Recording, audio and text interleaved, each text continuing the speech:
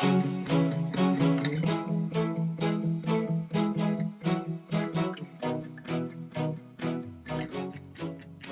to the thing about buyer personas and your customer avatar. These are conversations with B2B marketers about what truly matters to building scalable, sustainable, and substantial marketing.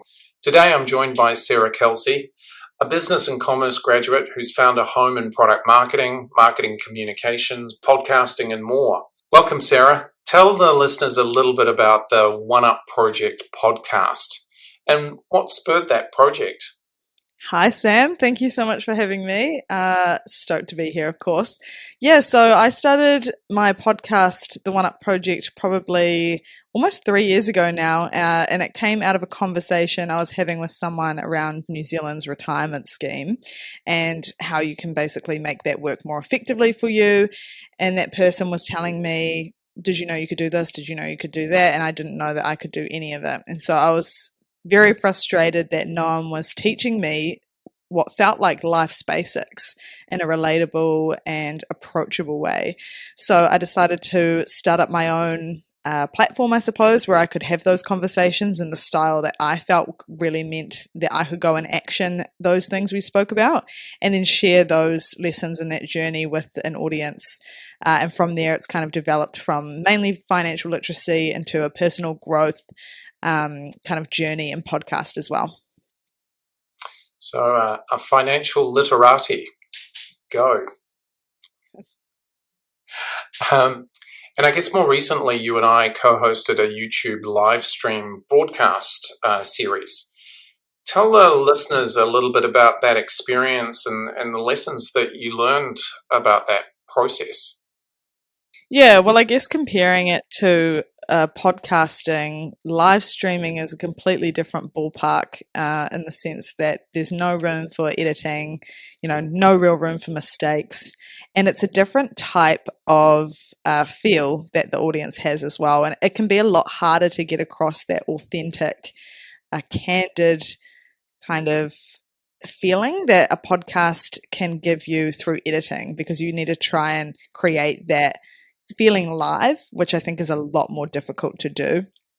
So that was definitely a lesson in itself in terms of how you present yourself authentically through a live stream.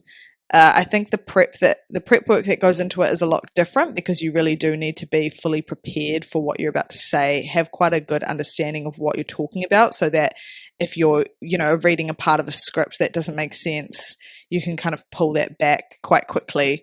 Whereas on a podcast, you could pretty easily, repeat something 3 or 4 times if you needed to, and then just use the best version. So there's definitely a lot of differences between the two. And I think for me, it just built overall my confidence of being in front of an audience a lot more. And also I think made me a little bit more relaxed about presenting to people live, and those feelings or that confidence, I think both transfers to being live streamed or being in front of a live audience. Yeah, and I guess I can't resist the opportunity to talk about the importance of a call time and being on time for that call time. You won't let that one go, will you, Sam? Well, I guess, as you point out, it has a different dynamic. It's not optional whether you go live at a particular time. Like, it's not so simple to just change it, re-record it. So I guess getting on to today's topic, one of the first things to talk about is really the difference between a buyer persona and a customer avatar. I guess a persona is a shortcut to understand your market niche, and an avatar is a way to bring those personas to life in a meaningful way for your people. I'm curious, Sarah, what's your perspective on the difference between a buyer persona and a customer avatar? Yeah, so how I see it is that a persona is a complete idea of who it is that you are talking to within a business. So you don't need to just have one persona, you can have multiple different personas. And this persona, in essence, is faceless and voiceless at this stage, but they have very distinct characteristics. And adding in that voice and that face comes in when you create the avatars associated with that persona. And so the avatar really brings what that persona represents to life and makes them a lot more of a relatable version, so that those who understand who the personas are, whether that's staff or whether that's customers or whoever it is you're talking to, they really do get it. They get who you're talking about, and they feel like they can resonate with that idea of who you're trying to talk to. Yeah, I suppose in one sense, the persona is something that you can use for planning purposes, and is a shorthand that you can use, internally as you're building out comms plans and different programs, and get alignment in the organization. But the customer avatar, on the other hand, is a way of really bringing that persona to life in a relatable way. And so you're really getting into the nuances of the different personas. That segues quite nicely into a clip that we had from an Instagram reel that encapsulates the significance of a customer avatar to business. And I failed in business for quite a while. If I was to look back now, one of the reasons I would put it down to is the fact that we didn't know what a customer avatar was. And absolutely everything that you do in your business, that's from the imagery that you use, the headlines that you write, the copy that you create, most importantly, the offer that you come up with, needs to be designed with that avatar in mind. So Jamie Harrison and his twin brother are online fitness entrepreneur coaches. And I guess while they concentrate on small businesses and solopreneurs, in a vast market, which is the online marketplace, knowing your customer niche is really fundamental. Talk us through, in your experience, Sarah, why understanding this concept is so very important if you sell online and to a global market.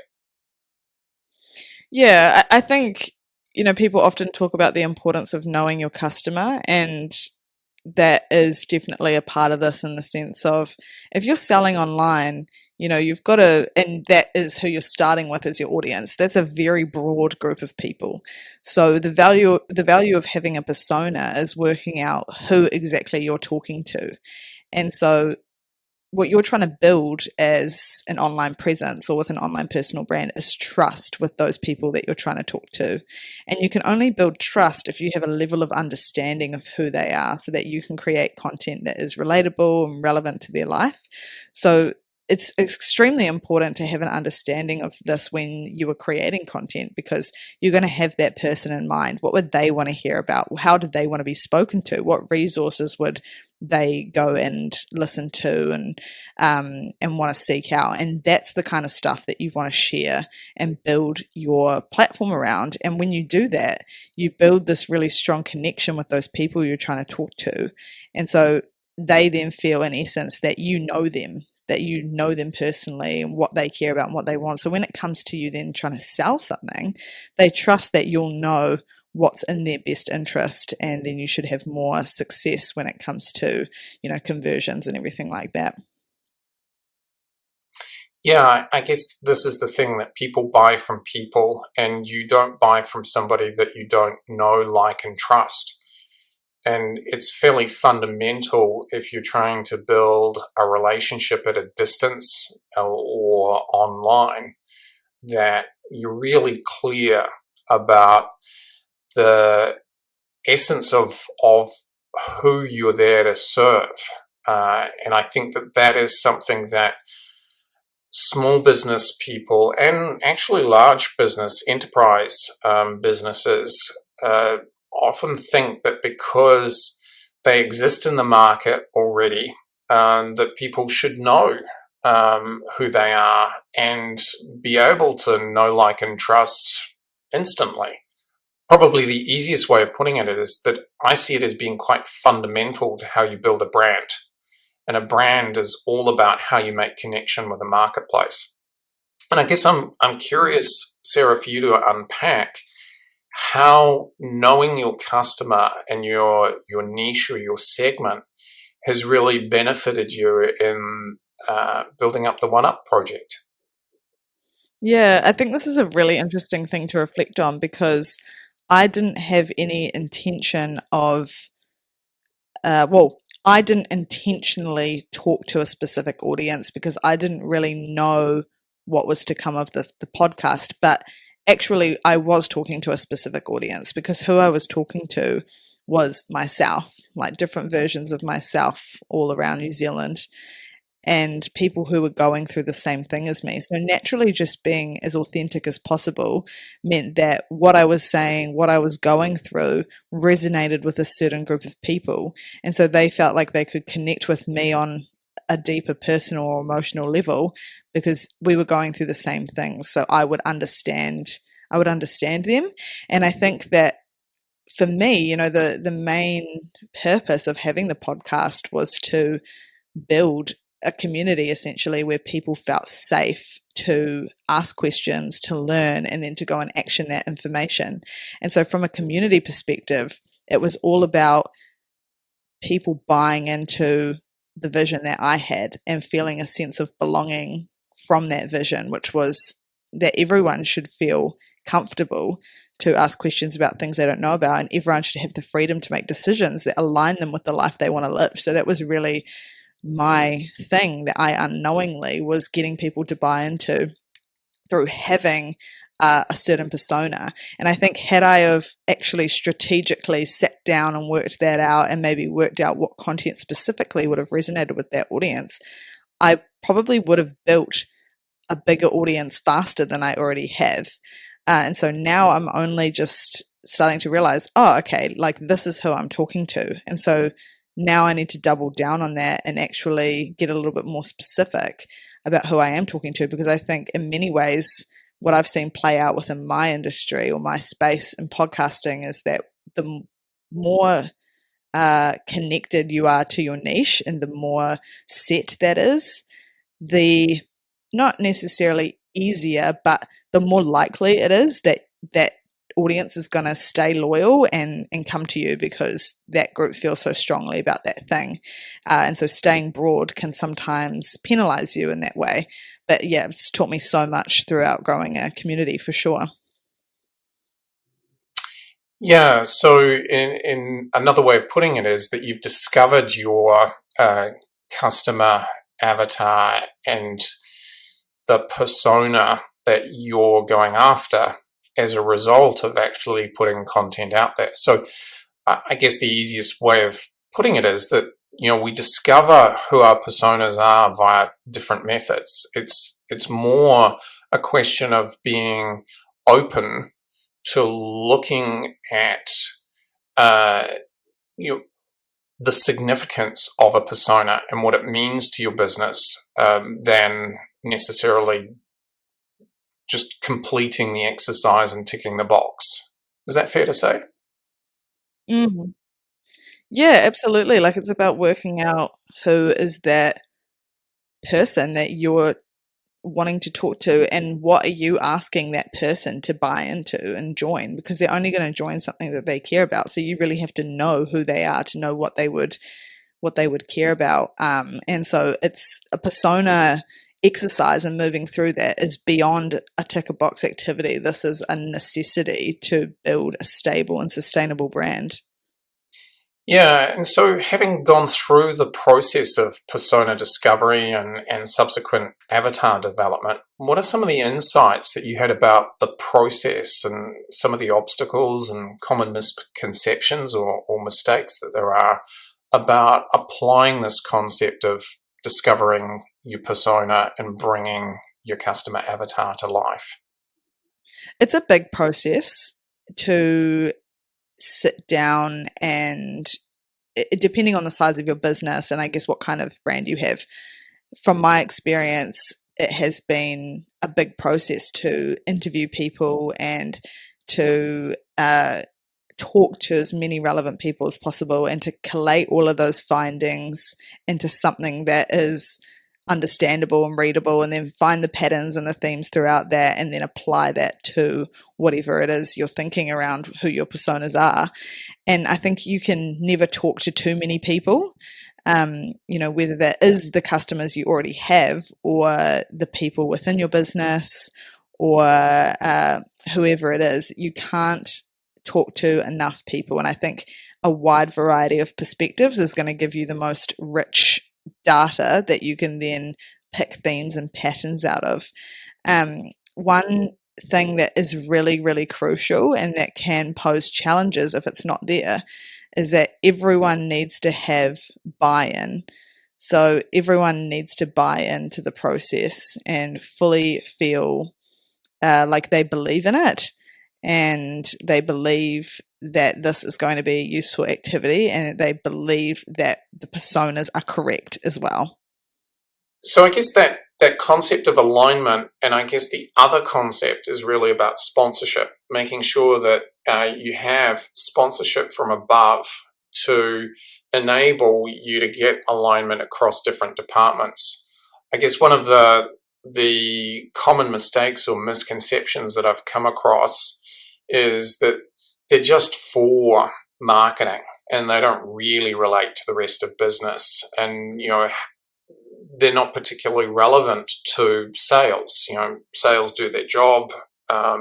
Why should we actually care about a persona and ultimately a customer avatar? So I'm just curious, Sarah, for you to unpack, that experience that you might have had around misalignment and not having sufficient sponsorship, if you like. Yeah, I think that is a huge misconception around the personas not only being a marketing thing, because essentially what the personas are going to give to you is an example of who we're talking to. And we talk to the customer in every single part of the business, whether it's sales, whether it's marketing and through your marketing strategy, whether it's within the customer service parts of the business, like whatever it is, everyone's talking and everyone's work is revolved around the customer, or at least it should be, in my opinion. And so it's relevant to everyone.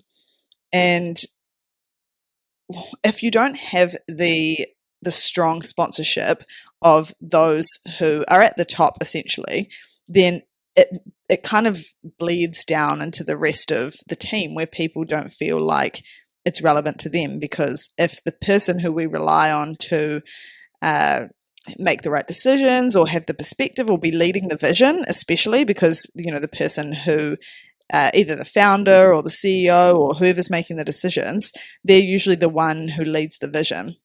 And so if the person who had the initial vision to begin with doesn't believe in the vision of the persona, then that's really hard to make it applicable to whatever you're doing within the business. And so that alignment is 100% key when whoever the team is organizing the personas is trying to get buy-in from the rest of the company and socialize that with everyone so that they have a real good understanding. Because at the end of the day, if not everyone's on the same page with the alignment of how these are going to benefit everyone, then it's not going to benefit anyone at all, because there's no point just one part of the business talking to this type of customer and the rest of the business just doing things as they were always done and not talking to that same person, because there isn't going to be alignment in all communications. Yeah, so I guess what this does is unpack the strategic importance of personas and understanding the different types of personas that there are and how they relate to different functions within a business. So, a simple example is the difference between a buyer persona and a user persona. A user persona obviously informs engineering and product management in how you build products, but at the same time, your buyer persona informs that development cycle and that product management cycle, because they're the ones that are making the financial decisions around the acquisition of your product. So you need to be able to make sure that that buyer persona is aligned with engineering, product management, product development, and that's so fundamental. I guess I thought I'd just pick up that dimension. Maybe, Sarah, you want to colour that in a bit more. Yeah, absolutely. I was just thinking when you mentioned around the developers or people like that, if we're building, if whoever is working on building something for you in whatever capacity that looks like, if someone's building for one type of person and the marketing team are marketing to another type of person, it's really going to, you're creating a product for someone who potentially doesn't even want it, and then you're communicating the wrong things about it. And so I suppose when you experience that, you realize how much misalignment that does cause within a business. So stay tuned for the second part of this interview with Sarah on the thing about buyer personas and your customer avatar, where we unpack the practicalities of building customer avatars.